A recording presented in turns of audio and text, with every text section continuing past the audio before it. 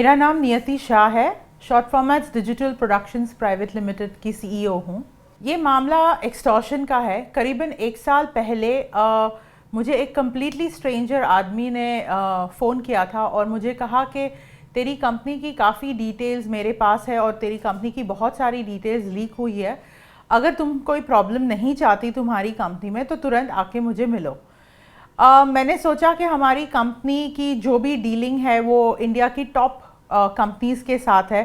पूरा जो भी हमारा ट्रांजैक्शन है वो वाइट में होता है। तो मेरी कंपनी में क्या प्रॉब्लम आ सकती है और मेरी कंपनी का ऐसा क्या कोई भी डेटा लीक हुआ हो सकता है। तो मैंने इस इंसान को बिल्कुल सीरियसली नहीं लिया। ये मुझे बताते गया कि तेरी कंपनी में प्रॉब्लम आएगी आएगी आएगी। मैं उसको फुल्ली इग्नोर करती रही जब तक कि हमारी कंपनी में रेड हुई। जब मेरी कंपनी में रेड हुई तभी इस इंसान को भी पता था कि रेड हुई है। तो वो काफ़ी शॉकिंग बात थी मेरे लिए और उसके बाद मैंने इस इंसान को सीरियसली लेना शुरू किया।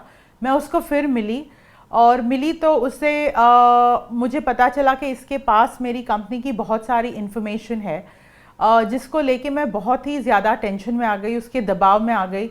और फिर उसने मुझसे पैसे मांगना शुरू किया। तो मैंने स्टार्टिंग में उसको 10 लाख रुपए दिए भी। उसके बाद उसकी जो रिक्वायरमेंट थी वो बढ़ती गई, बढ़ के 8 करोड़ पे आके वो आदमी रुका।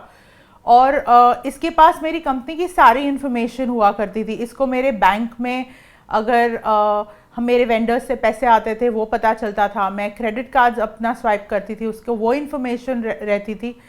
तो ये टेंशन बहुत ही ज़्यादा बढ़ने लगी कि कोई आउटसाइडर को कैसे हमारी कंपनी के बैंक ट्रांजैक्शंस, फाइनेंशियल डेटा सबका इन्फॉर्मेशन मिल रहा है। और ये किस्सा चलते रहा। मुझे लगा कि ये आदमी समझ जाएगा, हट जाएगा, लेकिन ये स्टॉप ही नहीं हुआ। फिर फाइनली तंग आके मैंने जाके एडिशनल कमिश्नर क्राइम ब्रांच में रिपोर्ट किया।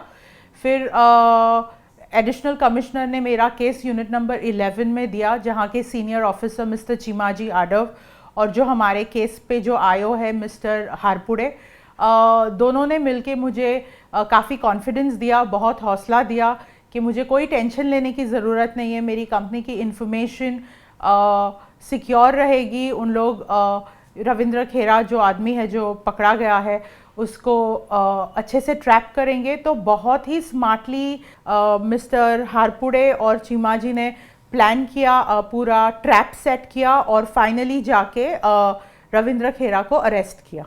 जब तक मिस्टर खेरा अरेस्ट नहीं हुए थे तब तक हम लोग यही कन्फ्यूजन में थे कि इनके पास हमारा कंपनी का डेटा कैसे पहुंचा।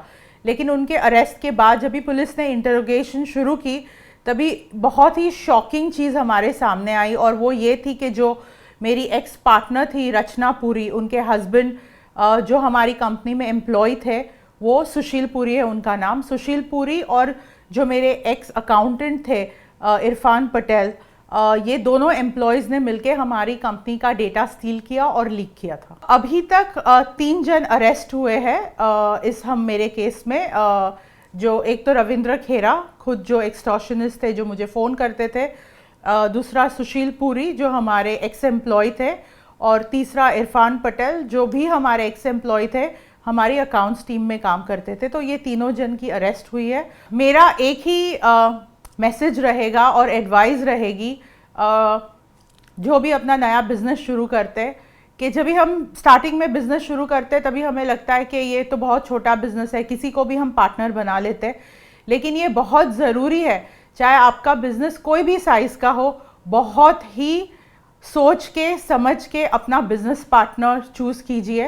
अपनी कंपनी को छोटी समझ के कोई भी इंसान को अपना बिज़नेस पार्टनर ना चूज़ कीजिए, क्योंकि आगे जाके जब ये कंपनी बड़ी होती है तभी किसकी ग्रीड बढ़ जाती है और वो किस हद तक चले जाते हैं अपनी ग्रीड पूरी करने के लिए, ये कोई नहीं बता सकता। और हमारे लिए तो ये बहुत ही शॉकिंग था जब हमें पता चला कि कौन कौन इन्वॉल्व थे हमारी कंपनी का डेटा लीक करने में।